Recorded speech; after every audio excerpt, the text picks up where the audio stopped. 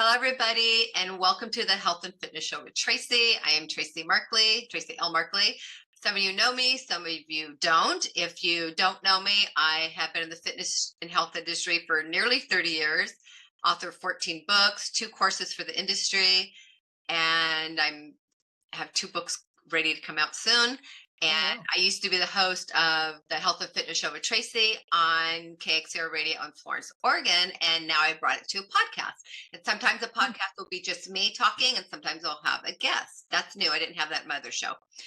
And today my guest is Chris Severs with Anchor Point Training. And he is the founder and the creator of the Anchor Point Training product. And I'm just going to bring him on, and we're going to go forward with it here. So welcome, Chris. Hey, thanks for having me on, Tracy. I'm glad to have you on. So, Chris, some people, a lot of people in the industry know you. Some people don't. Everyone follows different things. So for people that don't know you, they don't know about the Anchor Point Training product, which I love, by the way. I really like it. I have almost everything. I have everything. The neuro handles, love that the most. We'll get into that. So tell us, what made you create the product? Tell us about the product, even as if somebody who's never even heard of it yet. A lot of people haven't heard of me. I know a lot of people who know a lot of people. That's one of my claims to fame.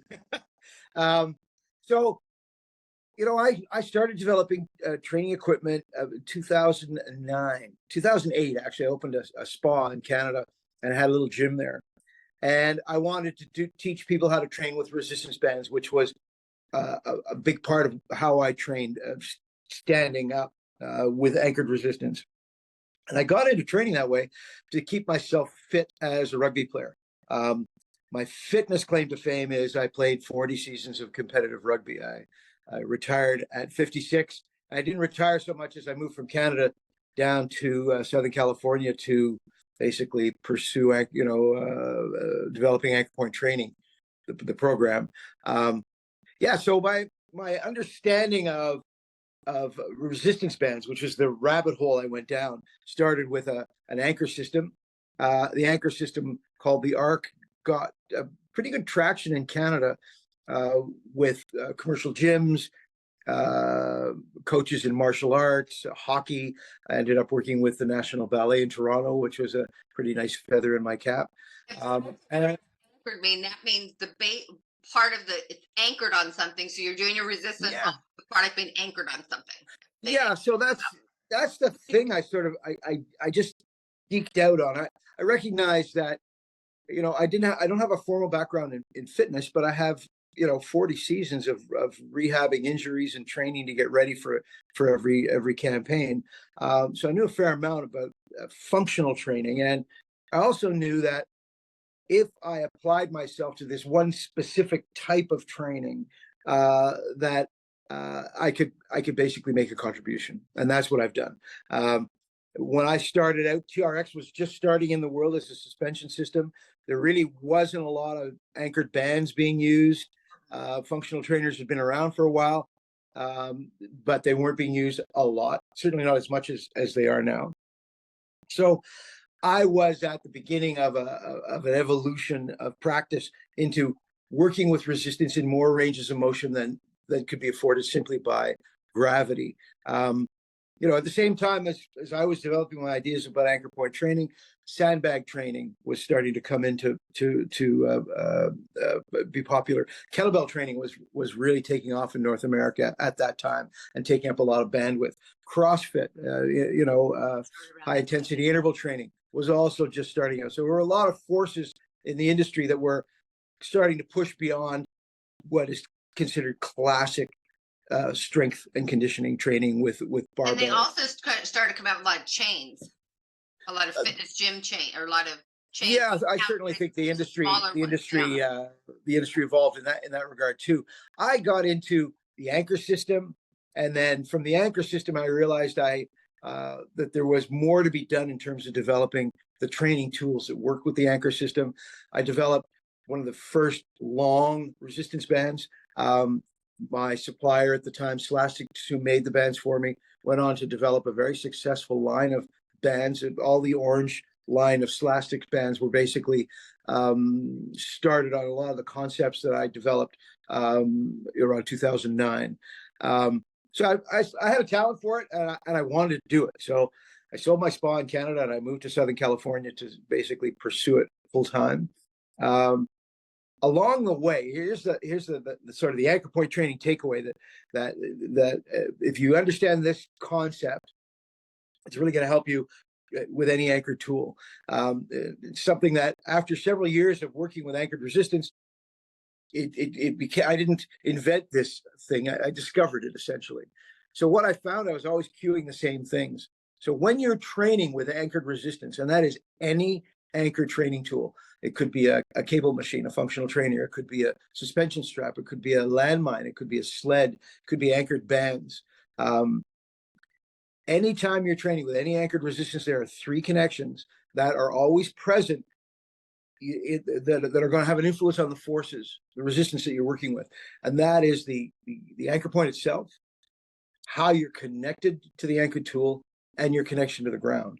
And the moment that little light bulb hit, I started to develop programming and education based on mastering those connections, which is now a course that's been offered since 2014 through FAI, and recently they were purchased by ISSA. So this course is in the ISSA library of courses. They purchased yours?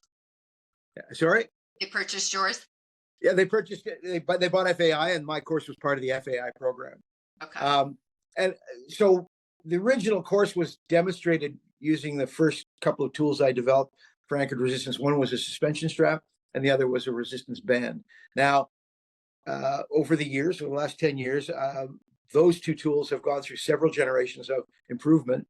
And I've discovered other things about resistance bands and developed other resistance bands, training tools, other handles.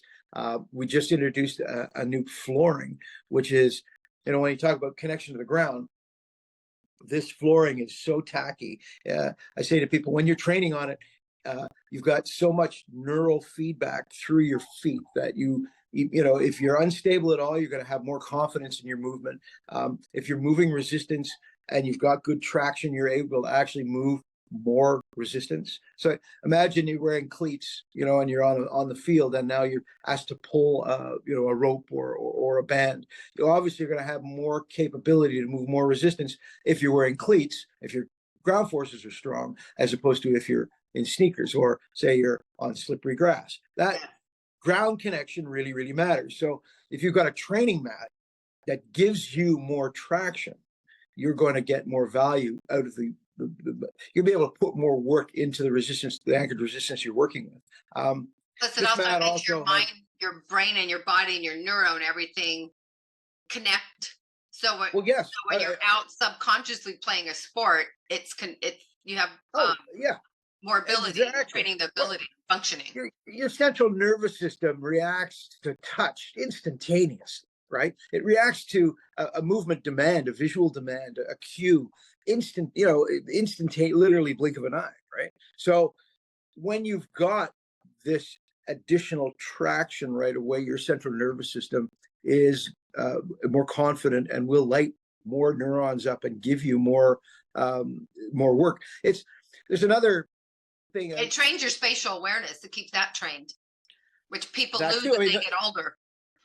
Well, for fall prevention, for example, if you want to get somebody, you want to train somebody on a mat like this, shifting their center of gravity. If they've got better traction, right, they can feel their feet a little better. They're going to have better connectivity through the whole chain, through their ankle, through their knee, through their hips.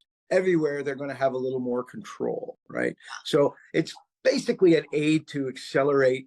A stable base that's where you've got your power, and it's useful to train instability because the reactive demands of instability are important from a central nervous point of view, right?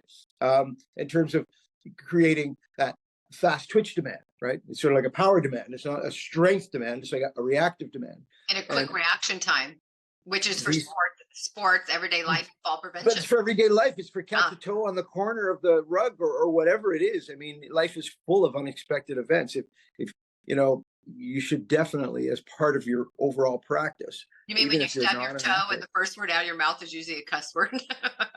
and as you're going down, I'm right? like, oh my God, because that hurts. Can you break your fall or not? If Yeah. you're gonna go, there's lots of ways to fall, right? You can fall gracefully and not hurt yourself too badly, or you can fall inelegantly and break yourself quite badly. So even in the moment of loss of control, you know, there's a lot to be said for conditioning your ability to react. All right, so that's certainly part of it. Anyway, so the anchor point training paradigm basically is manage three connections: the anchor point, how you're connected to the tool, your connection to the ground. Most of the design ideas that I have for training tools are based on improving your ability to connect with the resistance. So we went to a webbing band, for example, which is far more comfortable on your body when you want to put it on your body. We went to a double wide handle so we could train two hands on the handle. You mentioned the neuro handle. We started to. I should have brought one in here, but it's back in my studio. It was one of those things because I was so focused on connection, and I was working with the Naboso material developed by Emily Splickle. And what is the material called? It's called Naboso, Naboso. You should definitely have her on. She's brilliant when it comes to all things to do with feet and proprioception and the like. In any case, I listened to what she had to say about the connectivity of nerve endings in the sole of the feet. Realize that the palms of your hands are very similar to the soles of your feet in terms of the concentrations of nerve receptors, the different types of nerve receptors, and that her surface material could in fact amplify the signal, right? The neurological signal, the input of the grip of the hand. With the grip band, the grip things. You and her. No, well, I bought material from her and basically made. You have and the prototypes I made are prototypes. Various people are using them. We're seeing how effective they are in working. In the meantime, Naboso has developed an actual handle you can grip just to train your grip strength. They don't have a way to attach it to resistance, but they do have a tool now that you can work in hand. I think it's only a matter of time. Yeah. Well, I want to interrupt real quick and share with everybody my experience with the handle that he put together with the wrap, with the neuro grip. So I have most of because I even have I don't know if it's the original one, but you have the ones that kind of has a little triangle with the handle you hook on. Oh yeah, sure. I love those. I still use them both. Yeah. And I've worked a lot with seniors. If you guys don't know me, I've worked a lot with seniors in stroke recovery and regaining movement. And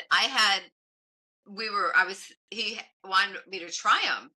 And I'm like, oh my God, these are wonderful. So I'm going to share a story of a man. He was 86 years old, and I met him. Stroke survivor in a wheelchair. Totally never walk again. His arm was literally blue when I met him, and I've never seen that. And he had an arm therapist specialist that came to his house and said, your arm will never move again. And I thought, well, I won't even put that in the package of working with him. But as we started working with his core and helping him stand up with the bar and things we're working on, once he started getting his core and everything in balance where the brain could communicate better with the spinal column and messaging, I noticed his arm wasn't blue anymore. And I'm like, God, it wasn't something I learn when I work with people. And this was about the time that Chris was anchor point training. Let me use or try or sent me the handles or the neuro. They're kind of like little bumps. I don't know how you describe it. So the man didn't have a lot to hold with. So his other hand would kind of hold him on, and we'd sit in a chair or whatever. Sometimes I got him to sit in an exercise ball, and we would do some rows this way, trying to get the upper back and the rhomboids and stuff moving, because you can't lift your arm if the back's not working, the rhomboids and everything. Anyway, when he started using those, his arms started moving better, his hands started moving, and then he got to the point he could almost grip with that hand without this hand helping. And it was just a couple weeks using it, and it was amazing. And then COVID hit, and his doctor said, don't go out of your house, don't do any more training. And then I could get to pursue it more. But I had other clients that were using it. One had, oh God, I can't remember what he has wrong with him. He wasn't MS. He wasn't not wrong with him. But what was his, I know he had some back issues, but we just used it as they did on the different rowing or different things that we'd strap it to the ceiling too and do different things. And he would call me up after the first couple of visits and say, I feel still stimulated now. My hands feel like Hmm. he felt his whole body different using those. And I had the same kind of stories with other people, and I loved it. And I Hmm. still have mine. But yeah, so when this, I think they're incredible, especially, well, for everybody, but when you're trying to redevelop a loss of neural connections like stroke survivors and movement, Hmm. it really helps. I think it's fabulous. So I think being on that mat with the straps would be amazing for people. I think, thank you. That's the insight I had, is the more neural input you get, right? Yeah. The more efficient, your central nervous system is going to be in activating muscles. I mean, if he was getting a little more neural stimulation in his hands, that allowed muscles to contract. The moment those muscles are starting to contract and relax and work, Yeah. that's reestablishing blood flow, right? And it's So not even the all muscle of that it's also the cascade of skin. things, yeah, What's that? I forget the name of it. It's like people lose hot and cold feelings in their hand when they have yeah, strokes. there are different, The yeah, there are caviness. different nerve endings, right? Yes, so you Yeah, waken yeah, up feelings in their skins, and some people are numb. They don't feel their face. They don't feel their hands. It wakes up the feeling, not even just the movement. Just I can feel my skin when I touch it. That yeah. too. There's actually a neural name for it, and I know it's in my books. I can't think of it right now. Neuropathy. No, it's the name is the sensation. Like my one client, my first book, he Yeah. couldn't, like, if he held a bottle that was cold out of the refrigerator, he never felt the coldness. Oh, And then wow. when he got the sensation back, Oh, because I so remember heat sensitivity, essentially. yeah, but there's a neuro Yeah. name for it. But yeah, I forget it. I Yeah, should. right. But But there's an official neuro name for it, yeah, right? Yeah. because if you Great. like touch Right. something hot, sometimes they don't feel the hot and cold, but then they Oh, develop that when that comes back.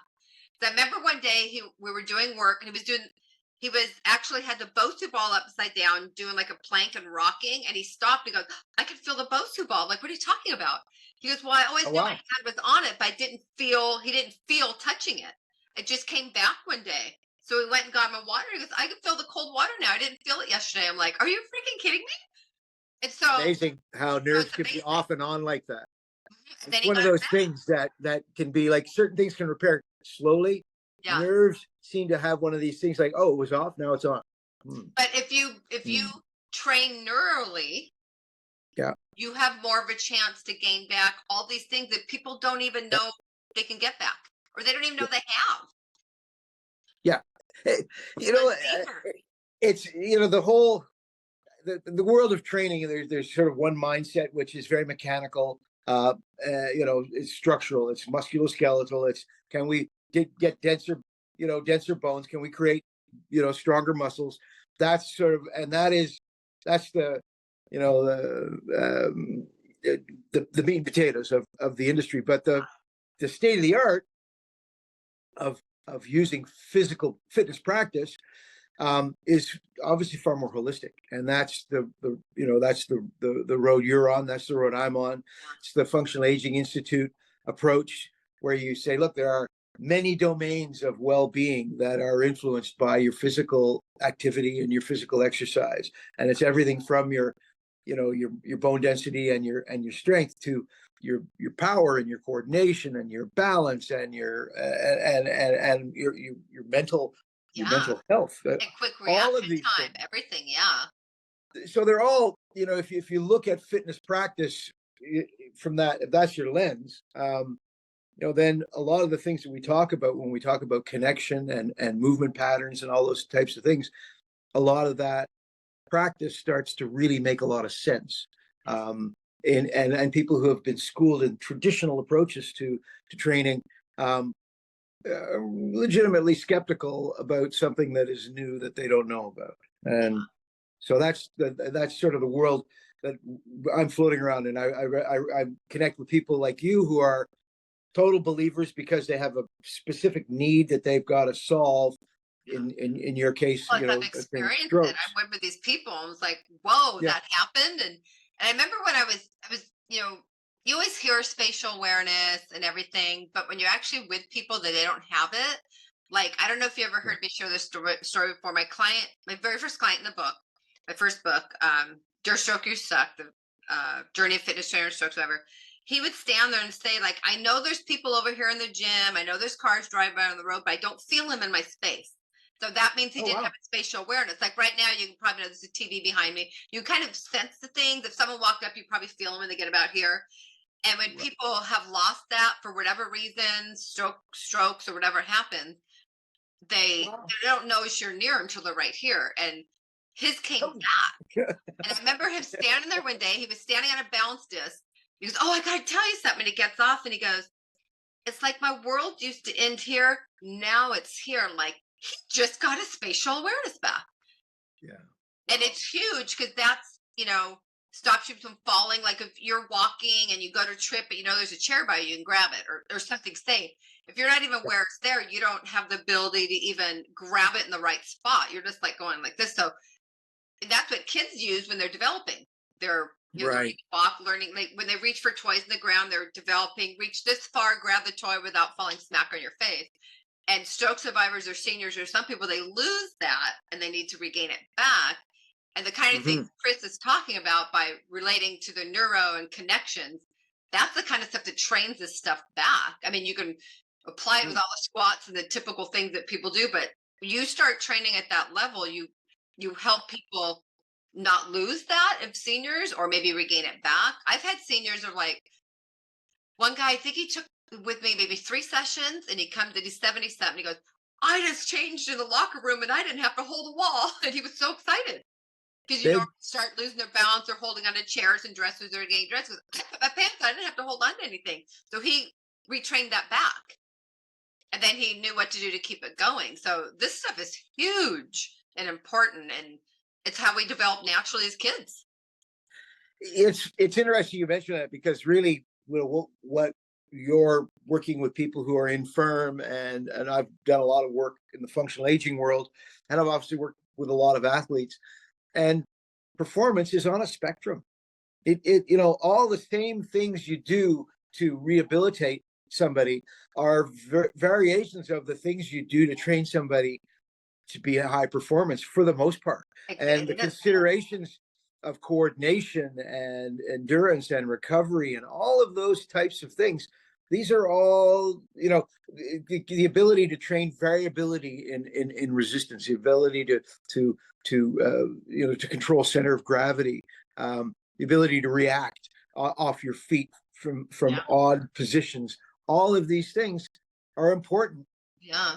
athletically, and they're important functionally. And I think our industry is coming to recognize it, learning about how to teach that and master that is important. And there are a number of really good educators out there that are in that world.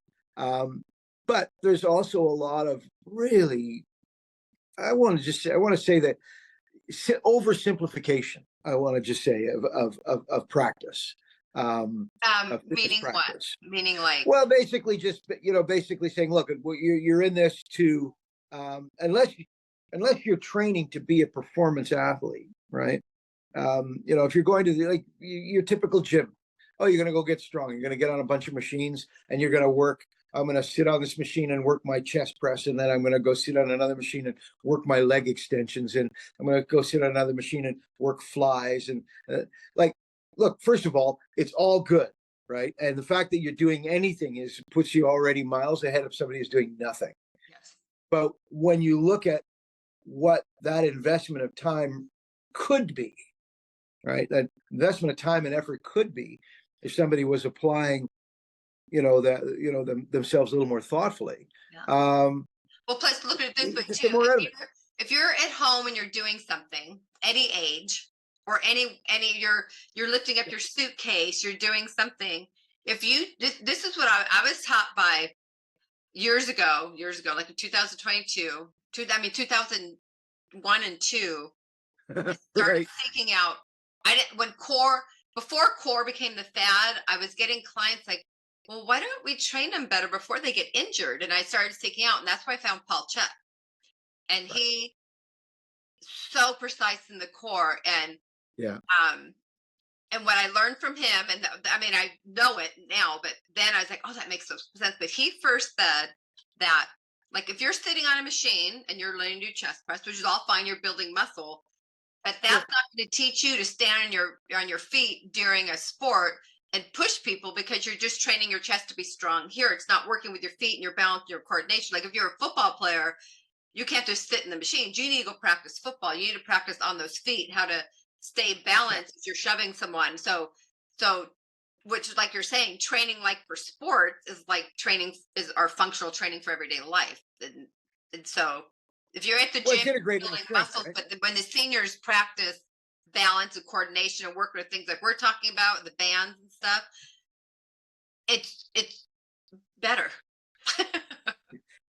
Look, it's a better use of time. I mean, look at any time spent working with resistance, and that Yeah, is going to be helpful. It's all, it's all good till it's bad, and it that's very is. true. But developing it with your body and movement will help you fly a kite with your grandkids or pull a wagon with your grandkids than just I sitting guess I guess what makes me a functional. little crazy is um, when I see really uh, basic lifts, like seniors being encouraged to do basic deadlifts and basic squats, when there are ways to train the hinge, and there's ways to train the legs that Exactly. are more challenging holistically, that have And more got more going functional. for them, that they would just got more going for them than just taxing the muscles and the bones. And that's really all I'm saying is, look, there are ways to get to that pattern that are more useful. And you're right. You're not going to be able to teach somebody the hip hinge that you learned in your NSCA course, or your squat that you learned in your,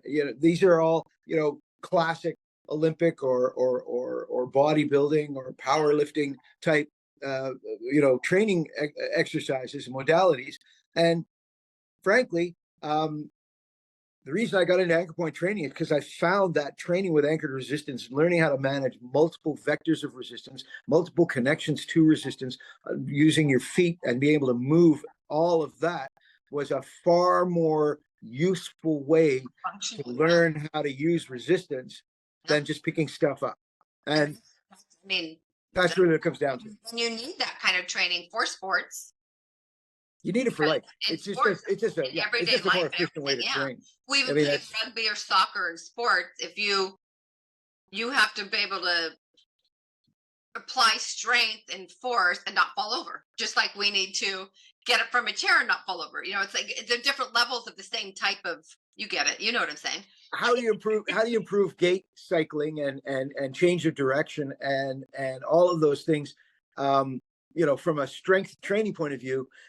If first of all you don't drill it, but obviously if you don't actually look at all of the force and the summation of forces that are required to execute that movement, you know Exactly. and there's room for isolated exercises if you're doing some rehab, or you're training for a very, very specific thing.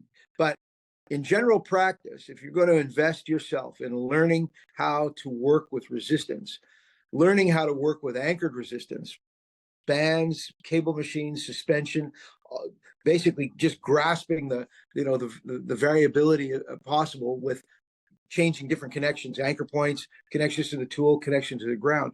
Learn that, and you are going to have a much richer diet of exercise possibilities and progressions that are going to nourish your central nervous system and your Oh muscles yeah, and your bones, totally.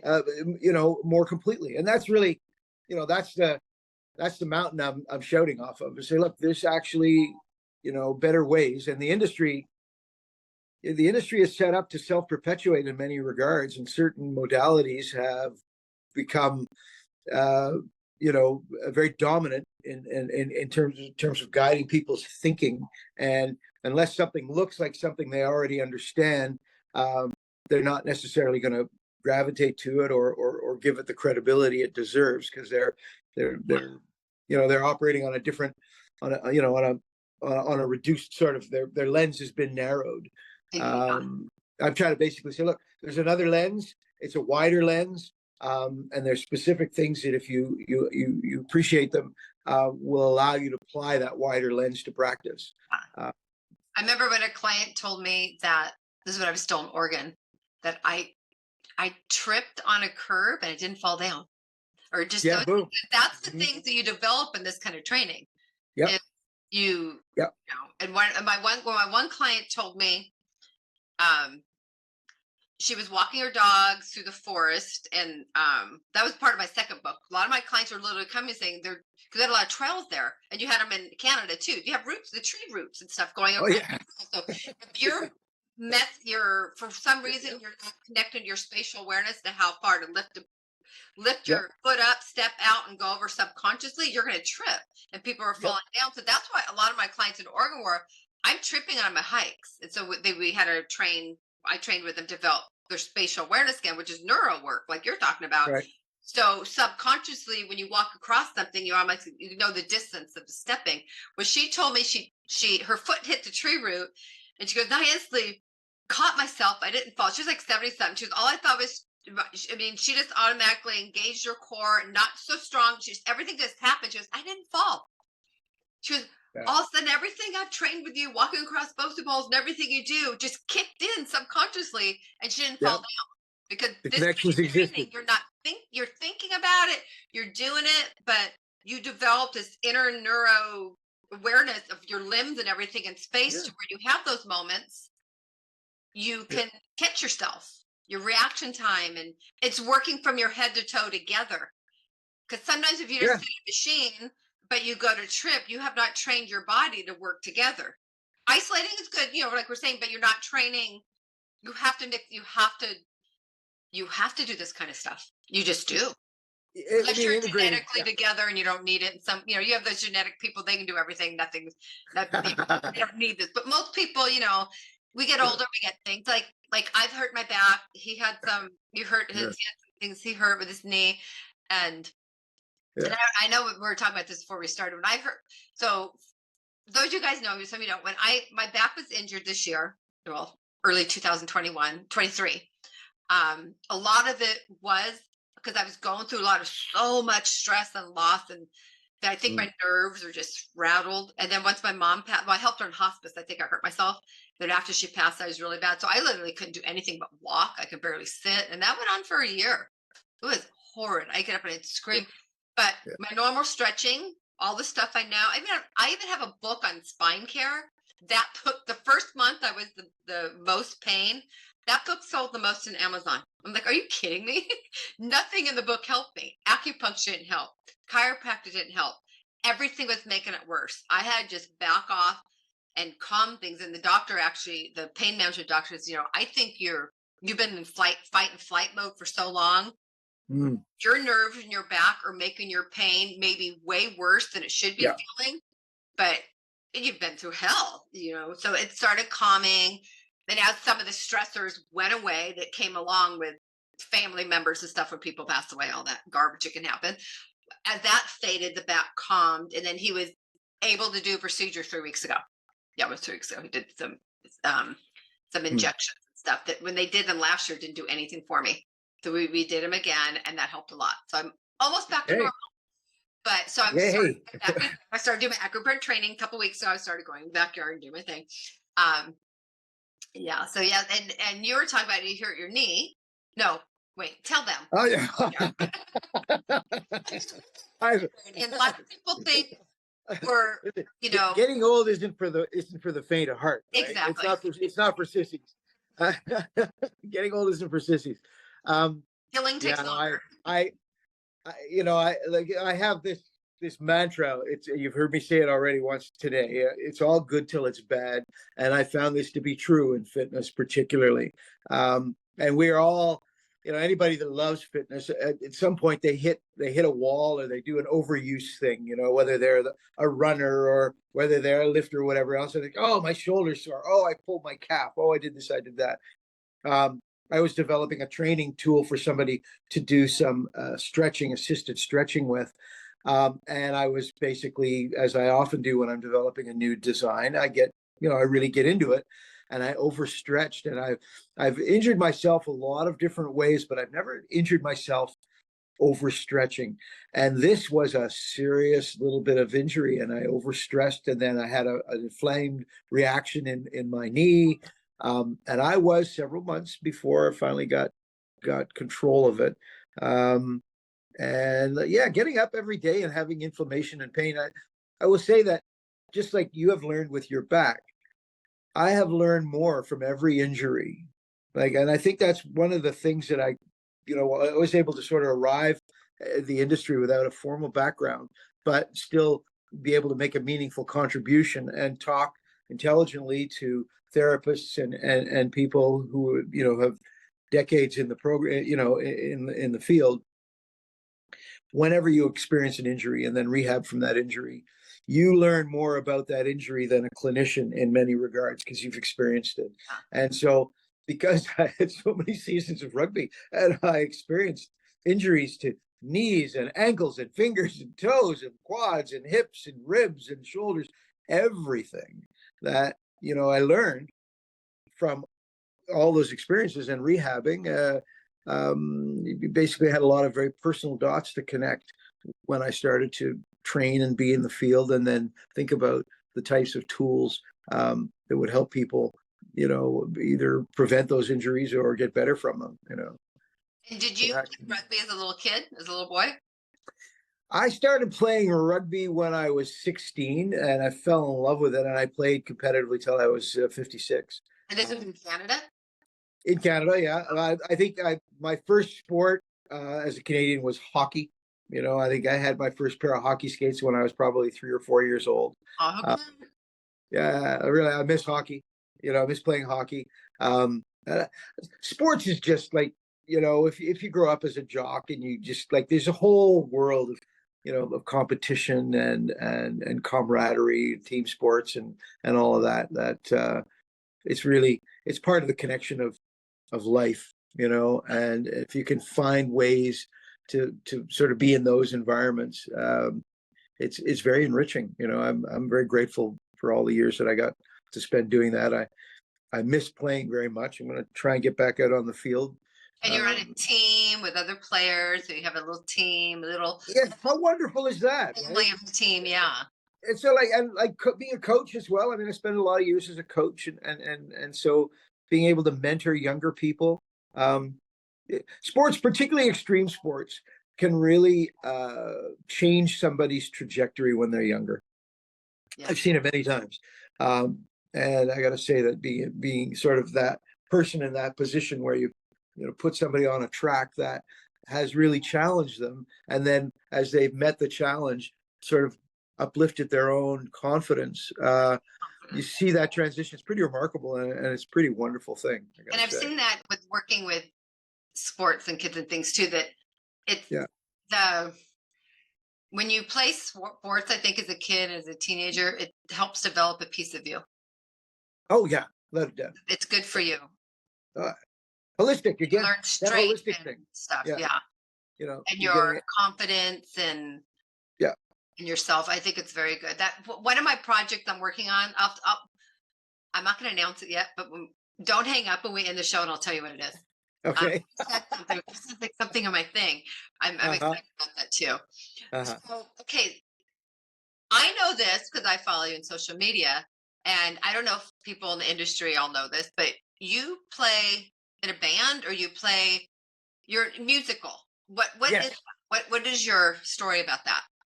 Well, a close friend of mine when I was 50. First of all, I want to say, if you have a dream to be a musician and for some reason you have some self-limiting, thoughts about that, lose those thoughts. A friend of mine said, "Oh, you love to sing. You always come and sing in my band. If you learn 3 chords on the guitar, you'd know 1,000 songs." And I went, 3 chords? Really? I can learn 3 chords, and I'd bought my daughter a guitar for Christmas. So I started to practice on it, and sure enough, turns out it's not about the chords. It's all about the rhythm hand. So get the rhythm hand right. And then the same friend said to me, okay, you're never going to be a great guitar player because, you're 50 and it takes a while. But he says, you're a blues guy. You should also try the harmonica.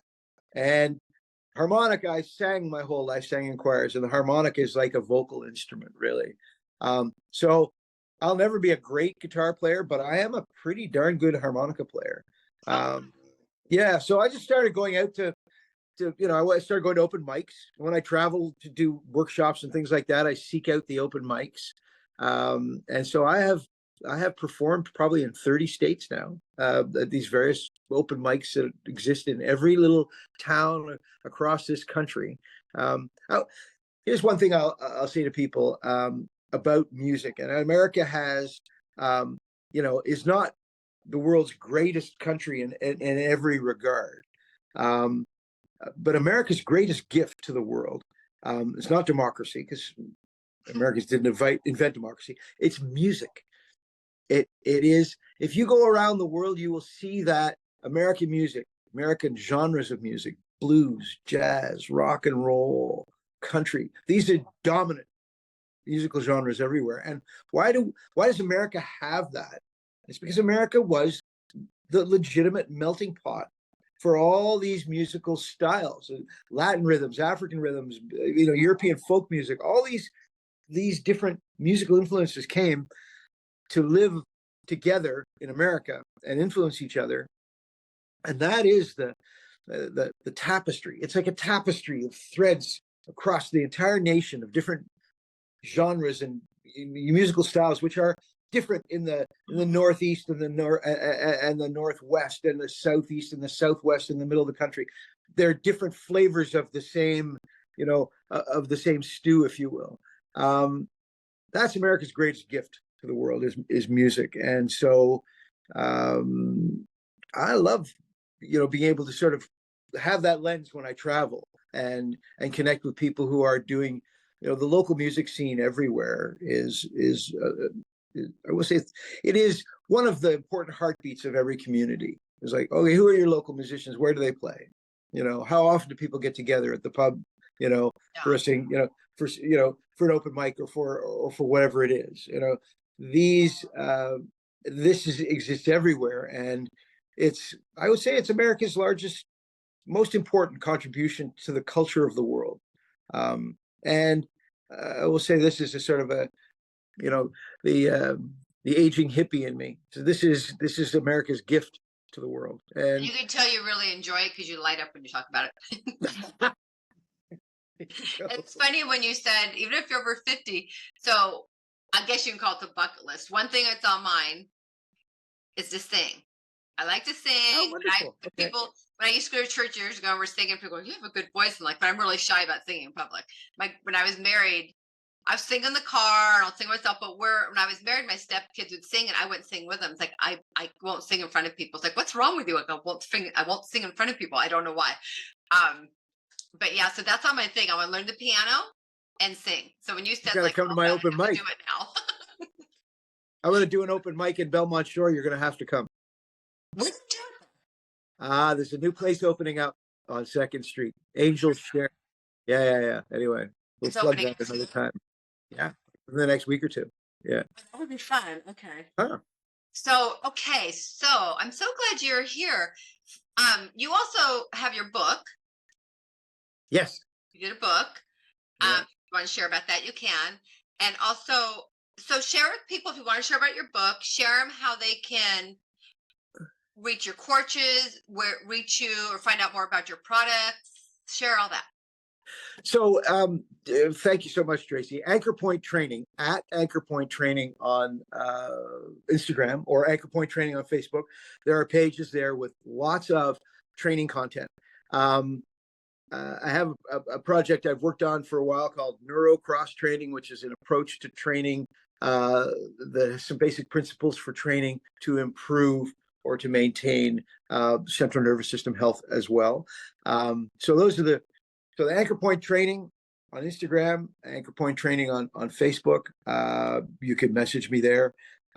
Be happy to connect.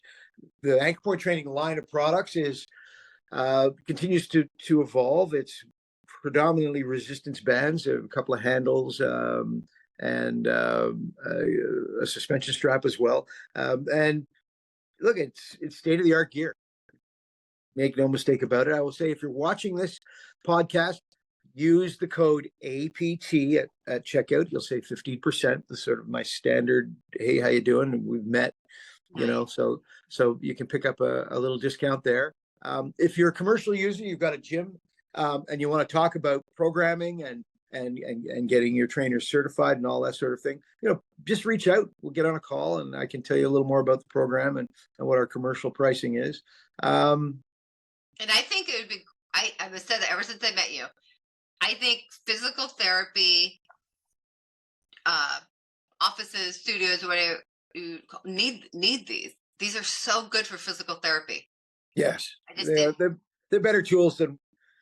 There's a reason I do what I do in the world. I'm not trying to do what other people are doing. I'm not trying to copy other people. I'm trying to bring better tools to the world. That's what I do. the things are working for what we're Yeah, talking about. that's what I get up and I think about every day. I'm not a great marketer. And as I go along and the line builds up, I now have other companies that are selling my products for me. In some cases, they're putting their name on it.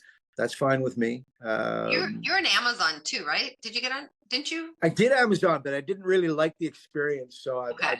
I pulled off. I've got a brand page there to protect the brand identity, and I've trademarked Anchor Point Training as a brand because you patent products is one thing, but honestly, it's a bit of a chump's game to be doing that because there's always a way to work around somebody's patent. A trademark is a lot easier to protect. So, you protect the trademark. It means something. Even suppliers like Perform Better put their brand on some of the tools that I make for them. They're designed by Anchor Point Training because, by the way, that matters. Yeah. There's a certain integrity to going at it the way I'm going at it, and that I'm good with that. Yeah, integrity is nice. I'd like to be. I know integrity isn't something a lot of people have around their work in the world, but I totally respect it, and I'm more drawn to that. I just, especially nowadays, the world and everything's like, you lack integrity and dishonesty. I'm like, I don't need you. I've had enough. But if for those of you guys are watching the podcast or listening to it, if you don't remember any of the things they said about, how you can contact me or social media, websites or anything, I'll have it all written down. So just look down, it will be written. Cool. And you can most likely, if you're on Instagram, you can just click on it, will take you right to him. And Sweet. Yeah, so it'll be easy to do. And so you guys, yeah. So if you go to, well, you're here, so but www.tracymarkley.com, TracyMarkley.com. Click on Tracy's podcast and it will show you all the different platforms that on. Most of them. So I upload this will come out a week from next Tuesday, which where you're watching this, you're already here. You'll see all the different platforms. It's really Sweet. They're all there to see. And You're so organized, Tracy. I try. When I started this, it was getting, like I was telling you before we started, I wanted the microphone, and I got them, and then I was use this program, and it wouldn't. Somebody was here and we're trying to test it, and she was fuzzy. We couldn't get it to work right. It was just easier to do on Zoom and then go upload it to the programs. Right. And go all these fancy rats. And someone finally said to me, "Why are you trying to be so perfect at it?" I'm like, because I wanted to be professional and perfect, but right. It didn't matter. People are going to listen to us, if they want to hear what you're talking about, they're here. Yeah. There you go. Well, hey, everybody. I hope you're, Because you have courses as well, too. Are your courses only at FAI or are they other places as well? Well, the ISSA course is available through ISSA. I mentioned before, the original course was developed using bands and suspension straps, but the principles, as I mentioned before, they apply to all Anchor tools. So we're actually doing this is almost 10 years since we did the first course. So we're redoing the course now, but basically expanding all the modalities. So there will be a module, Anchor Point Training Principles for Suspension Straps. So to look at all the different types of suspension straps, how their connections work differently, how their anchor points work differently, why that matters, all kinds of different types of bands, landmines, cable machines. I mean, the cable the number of cable machine attachments now are remarkable. These little mechanical pieces you can put on a pole, and the resistance you can pull out of that is very programmable, right? You can have increasing resistance, decreasing resistance, increasing at an increasing rate resistance. So these little mechanical things, Anchor makes it, but there's a bunch of them out there now. It basically give you an anchored resistance point, but with a very specific resistance profile. So exploring that. A sled is another anchored training tool, and there's a lot of great work to be done with sleds. So basically, a course that explores the three connections of all anchored tools. And the idea is that somebody's coming into the industry for the first time, needs to learn how to manage anchored resistance. The first thing they need is a primer on, these are the connections you've got to work with. Here's how this tool is like this tool, right? Here, if you're working, here's what you can do with this anchor point, if this is the only anchor point you've got. Oh, here's why an overhead anchor point is more useful than a wall anchor for a suspension strap. So all of those types of things. Here's what to do on this type of flooring. Here's what this type of flooring offers you, or this is what's important about training, barefoot or not, and the pros and cons. All of those different things related between this, because anchored resistance. The reason I know this course is legit is because it applies these three connections. Understanding these apply to all these anchored tools. It's like, well, if the principles apply to all these anchored tools, you have discovered something that's worth knowing, right? Oh yeah. So that's basically the lens, to try like and give people that lens. Yeah. It's a good lens, right? Because that once you have that once you know that, you know it. Yeah. And now you look at any anchored tool and you're right away like, okay, yeah, I see what they're doing there. Oh, I see how that could be different. Oh, I see why even figure out why somebody's having a problem. Oh, well, I see that their ground forces are just a little off, and their foot position's a little off. Right away what to look for. And also, if someone comes in and says, my doctor said I should work on this, but don't do any of this, then you can go, I know which angles you can. And that's so important. I think a lot of professionals don't seek that out. I remember when battle ropes were coming in, and you can go to YouTube and watch people do the typical stuff. But I'm like, I always do this in everything. I found a course on battle rope training. Completely thorough, loved it. I mean, it was so wonderful. And so I'm a certified battle ropes, but it's not just a couple things you learn. It was so many different exercises, how it got from this to the fitness industry, the history of it, what it means if you hold the handles this way or this way. And things you can't just learn if you just YouTube your education. So I always tell people, seek out things that are like you're just talking about, because it helps you. You just need, if you really want to be so good with your client, because they'll come to you with injuries, rehab, whatever. If you know the stuff like he just said they were going to teach in a course like that, it's going to take you so much further. And it just allows you to manage it, right? It allows you to manage the forces. That's where what we do is like, if you understand the body, okay, great. You understand the body, you understand the do's, the don'ts, and what you're trying to get at. Now you need to understand how to manage the forces to create the forces you want in the body. The understanding the external connection is basically that's your guidebook, your manual. And if someone comes in and said, I had a shoulder replacement last month, you're going to know what you should or shouldn't do. Also, another thing that I've got asked most from professionals who've taken my course at the stroke recovery course training or read my book, one of the things they ask me, how can I get clients now? And it's like, well, if you develop your kind of skills around this type of stuff, and then somebody comes to you for rehab and their doctor's like, where'd you go? All the doctors and their therapists relate. You have people that also see the development of a full spectrum of education, that they'll go, oh, well, I'm going to start sending this person clients because they know all this, all the ranges. Because in physical therapy, well, even they have their limits if they don't develop further. they have their basics, and then you reach out, develop. So I remember in Oregon, one of the therapists told me, well, to be honest with you, nobody in town at the moment has done any advanced training in stroke recovery. That's why I got a lot of stroke recovery clients too. But it's like, if you know, whatever you're going to do, you can't just pop in your card, I'm a specialist. You really have to go. So if you're going to tell people you're a specialist in resistant band training, you're really going to be one if you take something like that, because you learned everything. You don't just, it's not a few angles here and there, YouTube a video, I know everything. I mean, learn it. And then other professionals respect that. They'll see you got a certificate in it. They see you, the range of it, and they, people, they want to see that. He knows. Yes. Yeah. I mean, obviously my understanding is how to manage certain types of tools for what's your specific need. Are you doing rehab? Are you doing active aging? Are you doing boot camp? Are you doing high performance?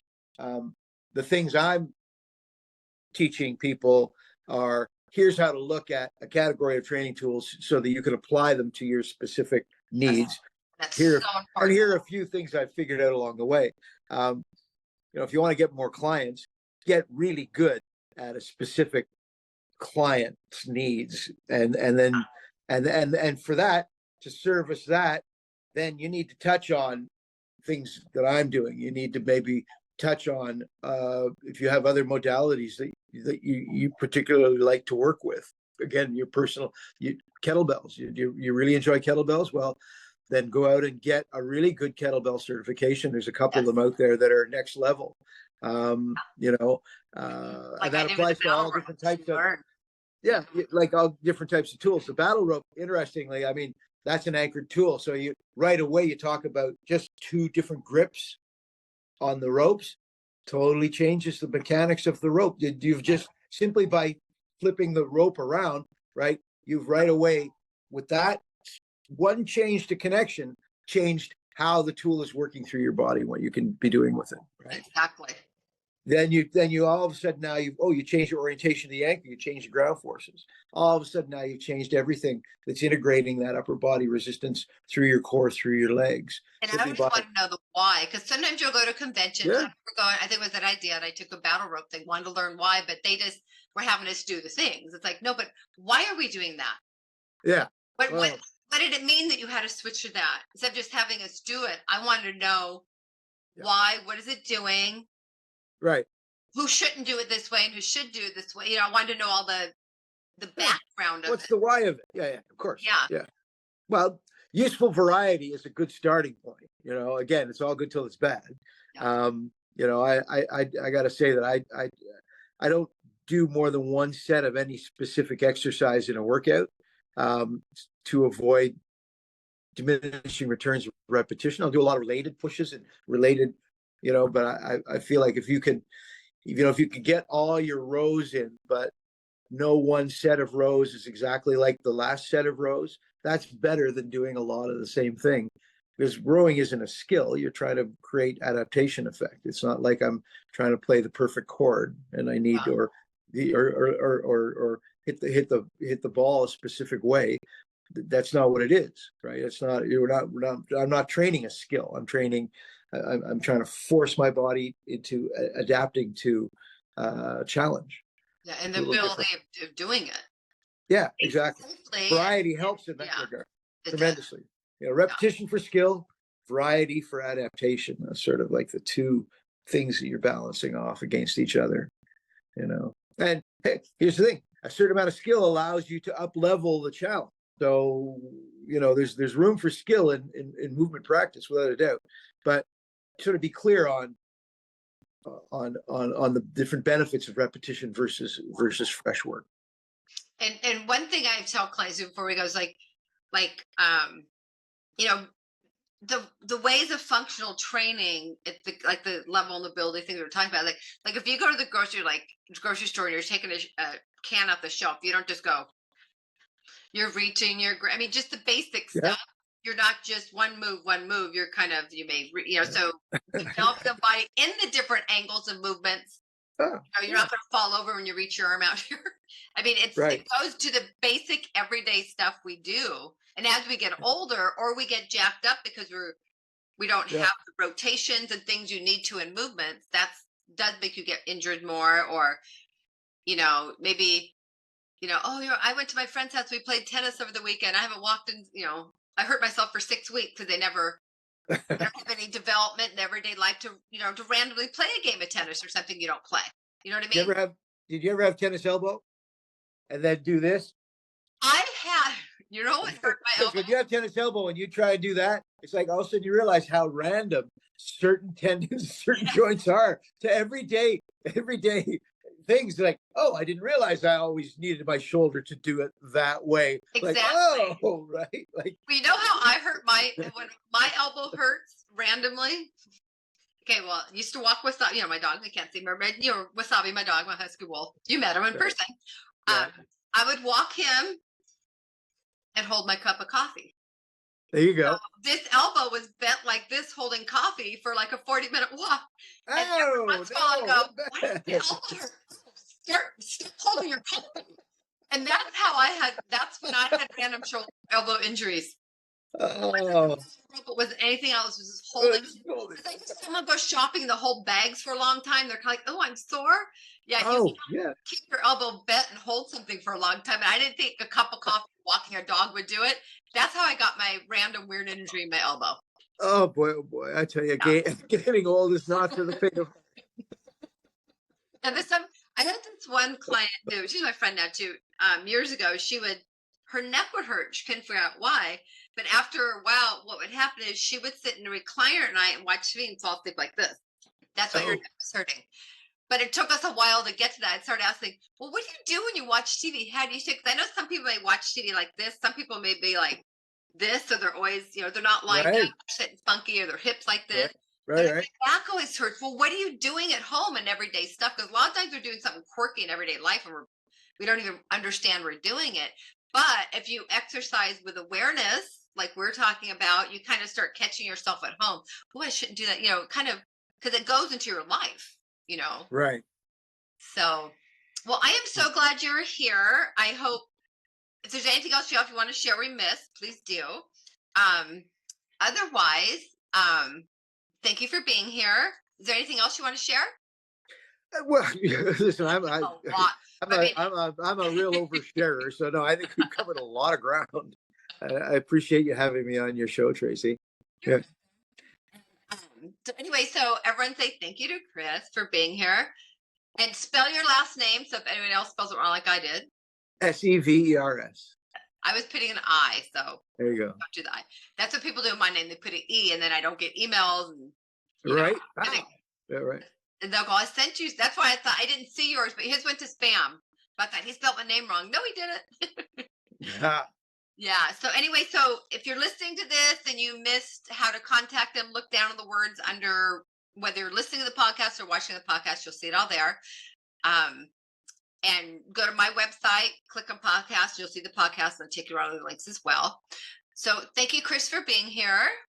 Thank you, everyone, for listening to the Health and Fitness Show with Tracy. You know how to get hold of me, www.tracymarkley.com. All my access to my books, my courses, and podcasts and everything's there. And everyone have a good day. Be kind to yourself and be kind to others, because that's good brain care for you and good brain care for others. Have a good day. Thank you.